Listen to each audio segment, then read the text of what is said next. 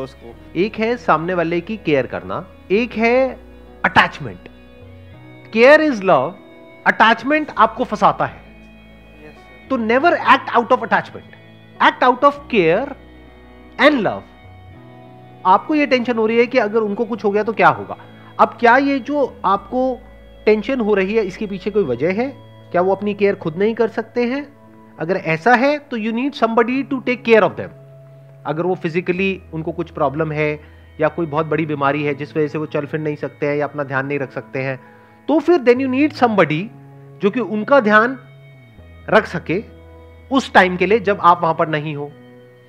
अब आप कहोगे कि उसमें पैसा लगेगा, तो आपको देखना है कि वहां पर जो उस इंसान को हायर करने में पैसा लगेगा, मानो उसको आपने सैलरी दी महीने की 8-10 हजार रुपए, तो क्या आप अपने लिए जो फ्यूचर देख रहे हो वो 8-10 हजार का देख रहे हो? If the answer is yes कि 8-10 हजार का ही देख रहे हो, फिर 8-10 हजार की उसको क्यों सैलरी दे रहे हो? फिर तो वहीं रहो।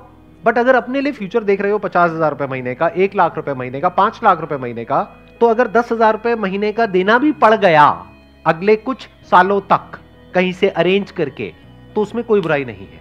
वो एक तरह से एक विजन हो गई जिसके बेस पे आप एक इन्वेस्टमेंट कर रहे हो। हम सबकी प्रॉब्लम पता है क्या है यहां पर? क्या हम सबको पैसे की वैल्यू तो पता है, टाइम की वैल्यू नहीं पता है।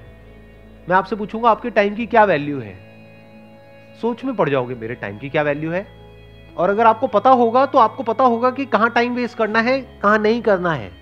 You can by time, do you know that? और जब आप टाइम वेस्ट कर रहे हो तो टाइम खर्च रहे हो। इसको ऐसे देखो, जैसे पैसा होता है ना, एक होता है पैसा कमाना, एक होता है पैसा खर्चना। तो यू कैन बाय टाइम। कैसे खरीदेंगे वो मैंने अभी आपको बताया कि पेरेंट्स की केयर करने के लिए जो आपसे बेटर उनकी केयर कर सकते हैं। मान लो उनको कोई प्रॉब्लम है तो एक नर्स को हायर कर लिया जो उनकी अच्छे से केयर कर सके। तो आपने क्या किया? अपने लिए टाइम खरीद लिया। कितने में? 10,000 रुपए महीने में। फ्यूचर में आपको इसके बेस पे क्या रिटर्न आने वाली है? 50,000 रुपए महीना। तो अगर 4 साल के लिए आपने टाइम खरीदा भी तो वो एक इन्वेस्टमेंट हो गई जिसकी रिटर्न आपको जिंदगी भर आने वाली है।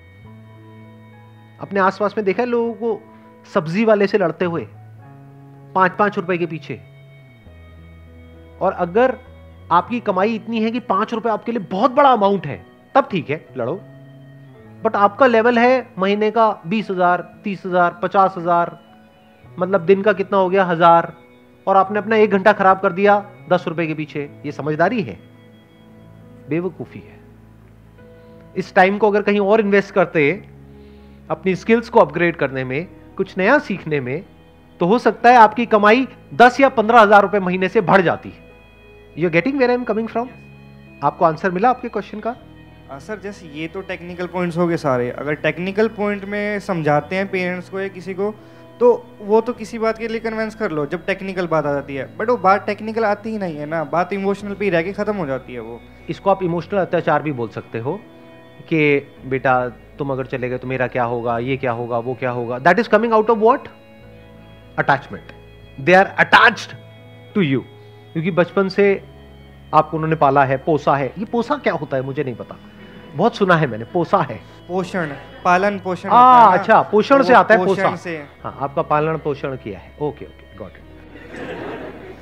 तो अगर उनको आपसे जेन्युइनली प्यार होगा तो वो क्या कहेंगे कि ठीक है, तुम्हारे जाने के बाद में मुझे तुम्हारी याद आएगी, बुरा भी लगेगा, रोना भी आएगा, कोई बात नहीं, लेकिन तुम्हारे लिए बेटर है तो तुम जाओ।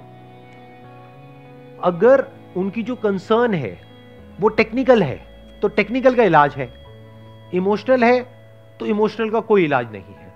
इमोशनल का एक इलाज है, आप भी इमोशनल हो जाओ या इमोशनल होने की एक्टिंग करो। रोना आता है? आसान होता है, ग्लिसरीन लगाओ आंखों में, थोड़ी देर में मेरी जिंदगी बर्बाद हो जाएगी, मैं कुछ नहीं कर पाऊंगा, नहीं मैं आप ही की सेवा करूंगा। कहाँ है आपके चरण? मैं यही बस रोज रात को मैं पैर दबाऊंगा, दिन में भी दबाऊंगा। कहेंगे जा तू जा।